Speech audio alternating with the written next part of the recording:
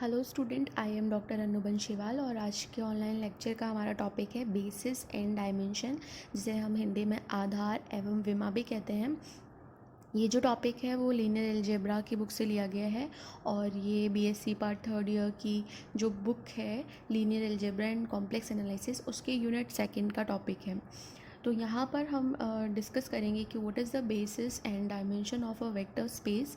और इससे जो अर्लियर ऑनलाइन लेक्चर है उसके अंदर हमने वेक्टर स्पेस की डेफिनेशंस और वेक्टर स्पेस के एग्जांपल्स पढ़े हैं और linear independence and linear dependence of a vector space पढ़ा है। तो यहाँ पर उसी टॉपिक के आगे का पार्ट हम कंटिन्यू कर रहे हैं, basis of a vector space. तो basis of a vector space topic start करने से पहले जो इम्पॉर्टेंट चीज़ है वो हमारे पास में ये है कि आप लोगों को सबसे पहले क्लियर होना चाहिए कि वेक्टर स्पेस की डेफिनेशन क्या होती है। सेकेंड थिंग, आपको क्लियर होना चाहिए कि लीनियर स्पैन क्या होता है।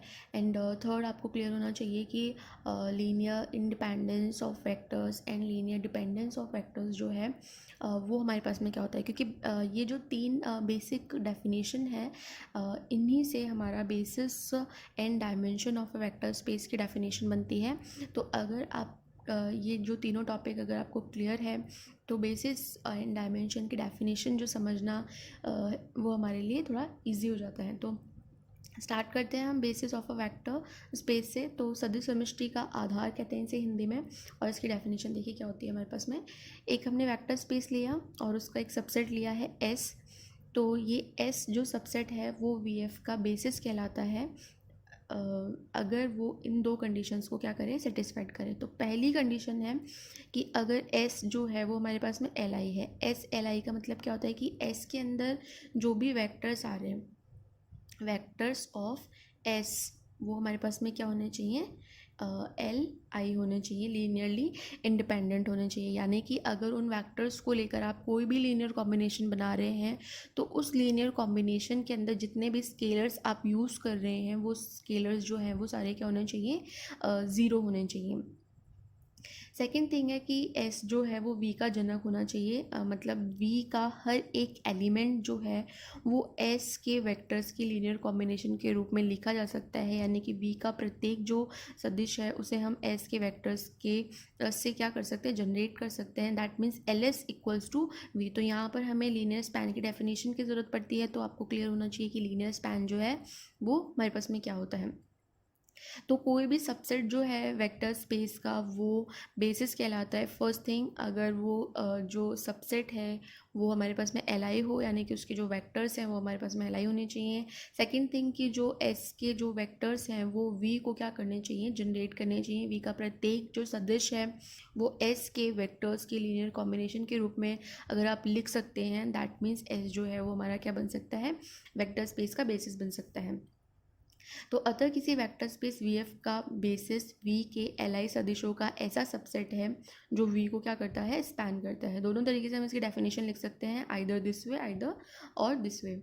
नोट, अब हम यहाँ पे डिस्कस करेंगे कि ज़ीरो वेक्टर अगर किसी भी बेसिस में कंटेन्ड नहीं होता है, चूँकि तब बेसिस एल आई नहीं होगा। मान लीजिए अगर कोई सेट है आपके पास में वी एफ का सबसेट है और उसके अंदर अगर ज़ीरो आ गया और V one V two V three इस तरीके के हमारे पास में कोई वेक्टर्स आ रहे हैं, तो ये जो सेट है, जो सबसेट है वी एफ का, वो बेसिस बनने की रेस से बाहर हो जाएगा। बिकॉज क्योंकि इसके जो वेक्टर्स हैं वो हमारे पास में अब जो है वो क्या है, एल आई नहीं रहे हैं। हम अर्लियर भी डिस्कस कर चुके हैं एल आई और एल डी, जब हमने टॉपिक डिस्कस किया था कि अगर किसी सेट के अंदर हमारे पास में ज़ीरो वेक्टर इंक्लूड हो जाता है तो वो जो सेट है वो एल आई नहीं रहता। बिकॉज इस ज़ीरो वेक्टर को आप किसी भी स्केलर से जब मल्टीप्लाई करके लीनियर कॉम्बिनेशन बनाएंगे तो यहाँ पर स्केलर का ज़ीरो होना ज़रूरी नहीं है, क्योंकि वेक्टर ऑलरेडी ज़ीरो है। तो हमारी जो डिपेंडेंसी है वो किस पे आ जाती है,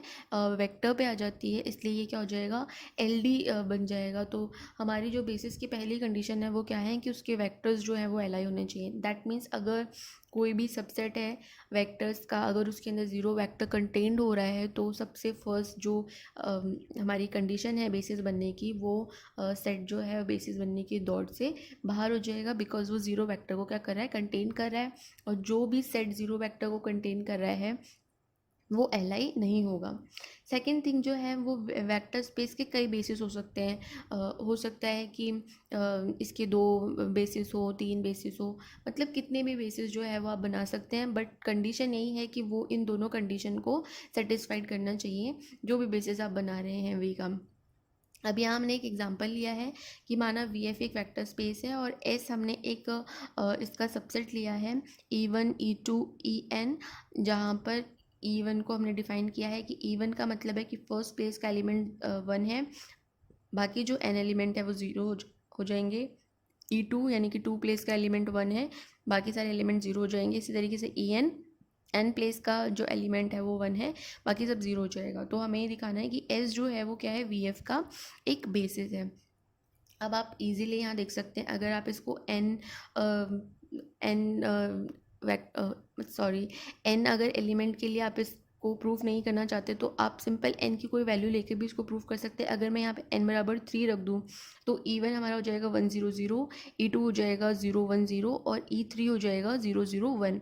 तो अर्लियर हम जब LI के हमने एग्जाम्पल्स डिस्कस किए थे तो मैंने आपको बताया था कि E1 इक्वल्स टू अगर 1 0 0 है, E2 इक्वल्स टू 0 1 0 है और E3 इक्वल्स टू अगर 0 0 1 है, तो ये जो वेक्टर्स हैं ये वेक्टर्स हमारे पास में क्या होते हैं, LI होते हैं। क्योंकि इन वेक्टर्स को लेकर अगर आप कोई भी लीनियर कॉम्बिनेशन बनाएंगे, A1 E1 A2 E2 A3 E3 equals to 0 अगर आप पुट करना चाहते हैं, बनाना चाहते हैं इस तरीके का लीनियर कॉम्बिनेशन, तो ये वेक्टर्स जो हैं वो उनका लीनियर कॉम्बिनेशन ज़ीरो तभी बनेगा जब उनके साथ के जो स्केलर्स आप मल्टीप्लाई कर रहे हैं वो स्केलर्स हमारे पास में क्या हो, सभी ज़ीरो हो। तभी इस तरीके का लीनियर कॉम्बिनेशन आपके पास में क्या रिजल्ट देगा, ज़ीरो रिजल्ट देगा। तो यहाँ पर ये जो इस तरीके के वेक्टर्स होते हैं वो हमारे पास में क्या होते हैं, LI होते हैं। तो यहाँ पर हमने n बराबर 3 की बात की। अगर हम यहाँ पर EN वेक्टर्स की बात करें तो ये वेक्टर्स भी हमारे पास में क्या होंगे, LI होंगे। तो यहाँ पर जो फर्स्ट थिंग थी कि S जो है वो LI होना चाहिए, वो प्रूफ हो गया कि S के जो एलिमेंट्स है E1 E2 EN वो हमारे पास में क्या है, LI है। सेकंड थिंग हमें प्रूफ क्या करना है कि S जो है वो V का क्या है, जनक है। तो आप V का कोई भी एलिमेंट ले लीजिए, VF का मतलब है यहाँ पर VNF, यानी कि n टपल एलिमेंट्स जो हैं उनका हमारे पास में कलेक्शन है ये। तो n टपल एलिमेंट्स में मान लीजिए मैंने ले लिया 0 1 1/2 एंड समथिंग इक्वल्स टू 0। अब आप अगर इस तरीके का एलिमेंट लेंगे तो हमें सिंपल क्या करना है कि जो E1 है उसको करना है 0 से मल्टीप्लाई, और यहाँ पर हमें सेकंड प्लेस पर 1 चाहिए तो हमें E2 को करना है 1 से मल्टीप्लाई, और थर्ड प्लेस पे हमें क्या चाहिए, 1/2, तो E3 को हमें करना है 1/2 से मल्टीप्लाई, और आगे के जितने भी वेक्टर्स हैं उन्हें हमें क्या करना है, 0 से मल्टीप्लाई करना है। तो हम ये वेक्टर जो है उन्हें E1 E2 EN की फॉर्म में लिख सकते हैं। तो इस तरीके से VNF के जितने भी वेक्टर्स होंगे हम इजीली उन्हें E1 E2 EN की फॉर्म में क्या कर सकते हैं, लिख सकते हैं। इसका मतलब ये हुआ कि जो S है वो हमारा क्या कर रहा है, सॉरी V जो है वो हमारा क्या कर रहा है, S के वेक्टर्स से स्पैन हो रहा है। आप V के किसी भी एलिमेंट को S के वेक्टर्स के लीनियर कॉम्बिनेशन के रूप में लिख सकते हैं। तो यहाँ पर जो बेसिस बनने की दोनों कंडीशन है वो S ने सेटिस्फाइड करी। इसका मतलब हमारे पास में क्या है, S जो है वो बेसिस है ऑफ VNF। अब यहाँ पर ये जो VN है, ये जो VN है और इसका ये जो हमने बेसिस बनाया है, ये बेसिस जो है एक्चुअल में क्या कहलाता है, स्टैंडर्ड बेसिस कहलाता है। अब अगर हम n बराबर 3 की बात करें, n बराबर 2 की बात करें, n बराबर 1 की बात करें, तो उनके स्टैंडर्ड बेसिस हम देखते हैं किस तरीके के होंगे। तो अगर हम n बराबर 2 की बात करें तो V2F का स्टैंडर्ड बेसिस हमारे पास में क्या हो जाएगा, V2 का मतलब है 2 टपल हमारे पास में एलिमेंट्स आएंगे, यानी कि 2 डायमेंशनल सेट है हमारे पास में। तो 1 0 और 0 1 जो है ये इसका स्टैंडर्ड बेसिस हो गया, यानी कि ये बेसिस तो हमें इसका मिलेगा ही मिलेगा, इसके अलावा जो है वो हम फाइंड आउट कर सकते हैं, बट ये तो स्टैंडर्ड बेसिस हमारे पास में होगा। इस तरीके से V3F के स्टैंडर्ड बेसिस की बात करें तो 1 0 0 0 1 0 और 0 0 1, ये जो है हमारे पास में V3F का, यानी कि 3 टपल सेट का हमारे पास में क्या होगा, स्टैंडर्ड बेसिस होगा। अब अगर हम बात करें एफ एफ की, तो एफ एफ का एक बेसिस जो है वो हमारे पास में क्या होगा, वन होगा, क्योंकि हमें चेक करना है कि क्या जो वन है वो हमारे पास में एल आई है, और क्या एफ एफ का प्रत्येक अवयव जो है वो वन से हम जनरेट कर सकते हैं। तो यहाँ हमने चेक किया एस इक्वल्स टू, अगर हम एक सिंगलटन सेट ले वन, अब वन जो है वो एक नॉन जीरो एलिमेंट है, और अर्लियर हम पढ़ चुके हैं कि कोई भी सिंगलटन सेट जिसके अंदर नॉन जीरो एलिमेंट आ रहा है वो सिंगलटन सेट जो है वो क्या होता है, एल आई होता है। क्योंकि अगर हम वन का कोई भी लीनियर कॉम्बिनेशन बनाएंगे, ए इंटू वन, हमें ज़ीरो अगर लेके आना है तो ऑब्वियसली ए को ही ज़ीरो होना पड़ेगा, वन तो ज़ीरो हो नहीं सकता। तो यानी कि आप लीनियर कॉम्बिनेशन बनाने के लिए जो भी अदिश लेंगे उस अदिश को क्या होना पड़ेगा, ज़ीरो होना पड़ेगा। और यही हमारी क्या होती है, एल आई की डेफिनेशन होती है कि अगर लीनियर कॉम्बिनेशन बनाने में प्रयुक्त किए गए जो अदिश हैं अगर वो ज़ीरो आते हैं तो हमारा जो वेक्टर्स हैं वो सारे क्या कहलाते हैं, एल आई कहलाते हैं। तो ये सिंगलटन सेट है और सिंगलटन सेट में नॉन ज़ीरो एलिमेंट आ रहा है, दैट मीन्स ये क्या है, एल आई है। अब हमें चेक करना है कि क्या एफ एफ का प्रत्येक एलिमेंट वन से जनरेट होता है। तो इजीली हम देख सकते हैं कि एफ एफ कोई फील्ड है, तो फील्ड का कोई भी आप एलिमेंट लेंगे 1/2, उसे आप लिख सकते हैं 1/2 इंटू वन। अगर 3/4 लेंगे तो आप लिख सकते हैं 3/4 इंटू वन। और ये जो एलिमेंट आएंगे ये हमारे पास में क्या है, स्केलर्स हैं, और ये भी किससे आएंगे, हमारे एफ से आएंगे। दैट मीन्स आप एफ का प्रत्येक एलिमेंट वन के लीनियर कॉम्बिनेशन के रूप में क्या कर सकते हैं, लिख सकते हैं। तो यानी कि वन जो है वो एफ एफ का क्या होगा, एक बेसिस होगा। इसी तरीके से एफ का जो भी प्रत्येक नॉन जीरो एलिमेंट होगा ए, वो हमारे पास में एफ एफ का क्या हो जाएगा, बेसिस हो जाएगा। अब एक ही जगह आप 2 लीजिए, 3 लीजिए, 4 लीजिए, 5 लीजिए, वो सब क्या होगा, एफ के लिए हमारे पास में उसका बेसिस बन जाएगा। तो इस तरीके से हमने देखा कि एफ एफ के हमने कितने सारे बेसिस जो है वो हम बना सकते हैं। तो यहाँ हमें एग्जांपल दिखाई दे रहा है कि एक वेक्टर स्पेस के बहुत सारे बेसिस जो है वो हम बना सकते हैं। दूसरा है, अब तक हमने देखा कि जो बेसिस है वो क्या है, फाइनाइट है, यानी कि इस बेसिस के अंदर 2 एलिमेंट आ रहे हैं, इस बेसिस के अंदर 3 एलिमेंट आ रहे हैं, यहाँ बेसिस के अंदर 1 एलिमेंट आ रहा है। तो ये सब क्या है, फाइनाइट बेसिस है, जिनके अंदर नंबर ऑफ वैक्टर्स जो है वो क्या है, फाइनाइट है। अगर हम देखना चाहें किसी इनफाइनाइट बेसिस का एग्जांपल, तो हमने यहाँ पे उसके लिए क्या किया है, एक सेट ऑफ पॉलिनोमियल लिया है, और पॉलिनोमियल जो है ओवर क्या है, एफ है। यानी कि पॉलिनोमियल बनाने के लिए जो भी स्केलर्स हम काम में ले रहे हैं वो हमारे कहाँ से आ रहे हैं, फील्ड से आ रहे हैं। तो एफ एक्स हमने एक सेट लिया है, सेट ऑफ पॉलिनोमियल्स, और ये सेट ऑफ पॉलिनोमियल्स किस तरीके का दिखाई देता है, a0 plus a1x plus a2x square plus an and so on. जहाँ पर ये a0, a1, a2, an इस टाइप के जो स्केलर्स हैं ये हमारे किससे लिए गए हैं, फील्ड से लिए गए हैं। तो हमें शो करना है कि इस एफ एक्स का जो बेसिस है वो एक्चुअल में क्या है, एक इनफाइनाइट सबसेट है। तो उसके लिए हमने क्या किया, एस एक सेट लिया है और इसके अंदर एलिमेंट आ रहे हैं 1x, एक्स स्क्वायर, xn। हमें प्रूफ करना है कि ये जो एस है वो क्या है, बेसिस है किसके लिए, एफ एक्स के लिए। तो कैसे प्रूफ करेंगे, सबसे पहले इसको बेसिस बनाने के लिए हमें दिखाना होगा कि एस जो है उसके जो ये वेक्टर्स आ रहे हैं वो सारे वेक्टर्स क्या हैं, एल आई हैं। दूसरा हमें दिखाना है कि एफ का प्रत्येक एलिमेंट जो है, प्रत्येक पॉलिनोमियल जो है, उसे हम एस के लीनियर कॉम्बिनेशन के रूप में लिख सकते हैं। तो सबसे पहले हमें प्रूफ करना है एल आई। तो इसको एल आई प्रूफ करने के लिए हम क्या करेंगे, हम इसका एक छोटा सा सबसेट लेंगे, एक फाइनाइट सबसेट लेंगे। मान लीजिए यहाँ पर हमने इसका एक फाइनाइट सबसेट ले लिया जिसके अंदर x की पावर n1, s की पावर n2, s की पावर n के टाइप के कुछ फाइनाइट एलिमेंट्स आ रहे हैं। अब अगर हमें दिखा दें कि ये s डैश जो है वो हमारे पास में एल आई है, तो एस जो है वो ऑटोमेटिकली क्या हो जाएगा, एल आई हो जाएगा। तो इसको एल आई प्रूफ करने के लिए हमने क्या किया, कुछ स्केलर्स लिए फील्ड से, और ये स्केलर्स इस तरीके से हैं कि अगर इनका xn1, xn2, xn के साथ लीनियर कॉम्बिनेशन लिया जाए तो इक्वल्स टू हमारे पास में क्या आएगा, ज़ीरो पॉलिनोमियल। यहाँ ध्यान रखना है ये क्या है, ज़ीरो पॉलिनोमियल। ज़ीरो पॉलिनोमियल का मतलब है कि ये समथिंग कुछ इस तरीके का होगा, 0 into zero plus 0 into x plus 0 into x square plus 0 into x cube, इस टाइप का ये एक ज़ीरो पॉलिनोमियल है। तो यहाँ पर हमने क्या किया कि इस तरीके का एक लीनियर कॉम्बिनेशन ले लिया। अब यहाँ ज़ीरो पॉलिनोमियल है तो जो भी xn1 का कोफिशिएंट होगा इधर की तरफ वो भी क्या होगा, ज़ीरो होगा। तो उसका मतलब a1 क्या हो गया, ज़ीरो हो गया। xn2 पावर का जो कोफिशिएंट होगा इधर, क्योंकि ये ज़ीरो पॉलिनोमियल है तो इसका हर एक कोफिशिएंट क्या होगा, ज़ीरो होगा। तो a2 भी क्या हो जाएगा, ज़ीरो। इसी तरीके a के भी क्या हो जाएगा, ज़ीरो। तो यहाँ से हमने क्या देखा, जितने भी स्केलर्स हमने लिए थे वो सारे क्या आ गए, ज़ीरो आ गए। इसका मतलब कि ये जो वैक्टर्स हैं xn1, xn2, xn के, ये सारे वैक्टर्स क्या है हमारे पास में, एल आई हैं। तो एस डैश जो है वो हमारे पास में क्या आ गया, एल आई आ गया। अब एस का अगर प्रत्येक फाइनाइट सबसेट एल आई है, यहाँ पर ये जो एस डैश था वो क्या था, एस का ही एक फाइनाइट सबसेट था, तो हमने यहाँ दिखा दिया कि एस डैश जो है वो एल आई है, इसका मतलब एस भी हमारे पास में क्या होगा, एल आई होगा। तो फर्स्ट चीज़ हमने प्रूफ कर दी है कि एस जो है वो क्या है हमारे पास में, एल आई। अब हमें सेकेंड ये दिखाना है कि एफ एक्स का प्रत्येक पॉलिनोमियल जो है उसे हम एस के एलिमेंट वेक्टर्स के लीनियर कॉम्बिनेशन के रूप में लिख सकते हैं। तो यहाँ पर हमने क्या किया, एक पी एक्स पॉलिनोमियल लिया। अब पी एक्स जो पॉलिनोमियल है कुछ इस तरीके का है, A zero plus A one X plus dot dot dot A N X N.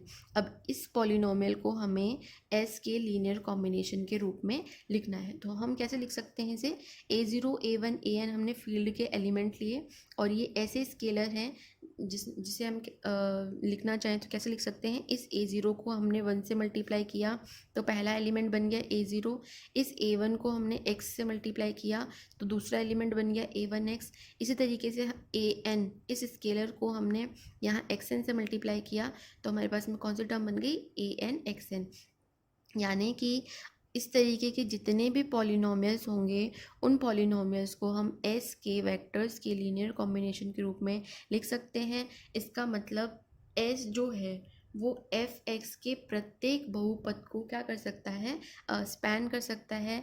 S के एलिमेंट्स के लीनियर कॉम्बिनेशन के रूप में हम लिख सकते हैं। इसका मतलब ये जो एस हमने लिया है ये बेसिस बनने की दोनों कंडीशंस को सेटिस्फाइड कर रहा है।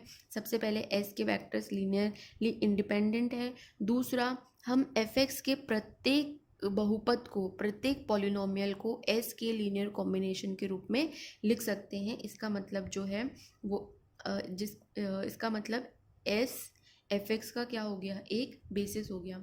लेकिन यहाँ पर ये देखना है कि इस बेसिस के अंदर जो नंबर ऑफ एलिमेंट है वो फाइनाइट नहीं है, तो इसका मतलब एफ एक्स का कोई भी फाइनाइट बेसिस जो है वो विद्यमान नहीं होगा। इसका एक एग्जाम्पल, तो यदि हम एफ एक्स के अंदर इस टाइप के बहुपद ले one plus x square plus x cube, तो इस टाइप के बहुपद को हम ये जो फाइनाइट हमने बेसिस कंसिडर किया है उसके लीनियर कॉम्बिनेशन के रूप में नहीं लिख सकते, क्योंकि यहाँ पर हमारे पास में एक्स क्यूब की टर्म आ रही है, जबकि हम जो सबसेट ले रहे हैं एस, उसके अंदर हम एक्स क्यूब की टर्म को इसके लीनियर कॉम्बिनेशन के रूप में नहीं लिख सकते हैं। इसका मतलब हमारे पास में इस एफ एक्स का कोई भी फाइनाइट बेसिस जो है वो विद्यमान नहीं हो सकता है। समझिए, मान लीजिए मैंने एस बेसिस बनाने के लिए मैंने एस के अंदर एलिमेंट ले लिए one x x square, that's it. अगर मैं इसमें सिर्फ ये तीन एलिमेंट ले लूँ, तो अभी हमने देखा कि किस तरीके से किसी वेक्टर स्पेस के फाइनाइट बेसिस भी हो सकता है और इनफाइनाइट बेसिस भी हो सकता है। अब इसी बेस पे हम आगे की हमारी डेफिनेशन देखते हैं, फाइनाइट डायमेंशनल वेक्टर स्पेस। यहाँ पर हमने दो इंपॉर्टेंट डेफिनेशन डिस्कस की है इस लेक्चर के अंदर। फर्स्ट हमारे पास में बेसिस एंड सेकेंड जो है वो हमारे पास में dimensional of any vector space. तो यहाँ पर हम बात कर रहे हैं परिमित विमीय सदिश समष्टि की, तो उसकी डेफिनेशन देखते हैं। एक vector space V F finite dimensional vector space कहलाती है यदि V का एक ऐसा फाइनाइट सबसेट S विद्यमान हो कि V बराबर हो जाए हमारे पास में एल एस के। दैट मीन्स कि V का प्रत्येक वेक्टर जो है वो क्या हो जाए, S से जनरेटेड हो जाए। यानी कि अगर किसी भी वेक्टर स्पेस का ऐसा कोई फाइनाइट सबसेट एग्जिस्ट करता है जिससे कि जिसके वेक्टर्स के लीनियर कॉम्बिनेशन के रूप में हम V के प्रत्येक वेक्टर को अगर लिख सकते हैं, तो इस तरीके से प्राप्त S के लिए वी एफ जो है वो क्या हो जाएगा, फाइनाइट डायमेंशन वेक्टर स्पेस हो जाएगा। और अदर वे में अगर इसकी डेफिनेशन हम देखें तो यदि किसी वेक्टर स्पेस का कोई बेसिस फाइनाइट है तो वह फाइनाइट डायमेंशन वेक्टर स्पेस होगा। अब एक वेक्टर स्पेस जो फाइनाइट डायमेंशनल नहीं है उसे हम क्या कहते हैं, इनफाइनाइट डायमेंशनल वेक्टर स्पेस भी कहते हैं। और अभी जो लास्ट हमने एग्जांपल्स देखे उन्हीं को यहाँ पर रिपीट अगर हम करें तो V3R जो है वो एक फाइनाइट डायमेंशनल वेक्टर स्पेस है, क्योंकि उसका बेसिस जो है हमारे पास में क्या है, S इक्वल्स टू 1 0 0 0 1 0 0 0 1। तो ये जो बेसिस है ये हमारे पास में क्या है, एक फाइनाइट बेसिस है, इसलिए ये जो V3R है एक फाइनाइट डायमेंशनल वेक्टर स्पेस है। यानी कि अगर किसी वेक्टर स्पेस के बेसिस में नंबर ऑफ एलिमेंट जो है फाइनाइट है, तो वो वेक्टर स्पेस हमारे पास में फाइनाइट डायमेंशनल वेक्टर स्पेस कहलाता है। और यदि किसी वेक्टर स्पेस के बेसिस में नंबर ऑफ एलिमेंट हमारे पास में इनफाइनाइट है, तो वो वेक्टर स्पेस हमारे पास में इनफाइनाइट डायमेंशनल वेक्टर स्पेस होगा। तो यहाँ हमने दो एग्जांपल देखे। एक एग्जांपल जिसमें बेसिस जो है उसके अंदर नंबर ऑफ एलिमेंट फाइनाइट है, दैट मीन्स ये जो V3 आ रहा है वो एक फाइनाइट डायमेंशनल वेक्टर स्पेस है। नेक्स्ट एग्जांपल है हमारे पास में Fx set of polynomials over field F। इसकी जो डायमेंशनल है वो हमारे पास में फाइनाइट नहीं होगी, क्योंकि इसके बेसिस के अंदर अभी अभी हमने देखा था 1x x square x N and so on. Infinite जो है वो एलिमेंट इसके बेसिस में हो सकते हैं। दैट मीन्स ये जो Fx है उसका डायमेंशन जो है हमारे पास में फाइनाइट नहीं होगा, क्योंकि उसके बेसिस के अंदर हमारे पास में जो एलिमेंट्स हैं वो हमारे पास में फाइनाइट नहीं है। तो फाइनाइट डायमेंशन वेक्टर स्पेस में हमने देखा कि किस तरीके से अगर बेसिस में नंबर ऑफ एलिमेंट फाइनाइट है तो हमारा जो वेक्टर स्पेस है वो फाइनाइट डायमेंशनल होगा। अगर हमारे पास में किसी वेक्टर स्पेस के बेसिस के अंदर नंबर ऑफ एलिमेंट फाइनाइट नहीं है, तो हमारा जो वेक्टर स्पेस है वो भी फाइनाइट डायमेंशनल नहीं होगा। ये जो लेक्चर है इससे रिगार्डिंग अगर आपकी कोई क्वेरी है तो आप कमेंट बॉक्स में उसे पोस्ट कर सकते हैं। Thank you. तो यहाँ जो ये Fx है, Fx के अंदर तो 1 + x + x² + x³ टाइप के भी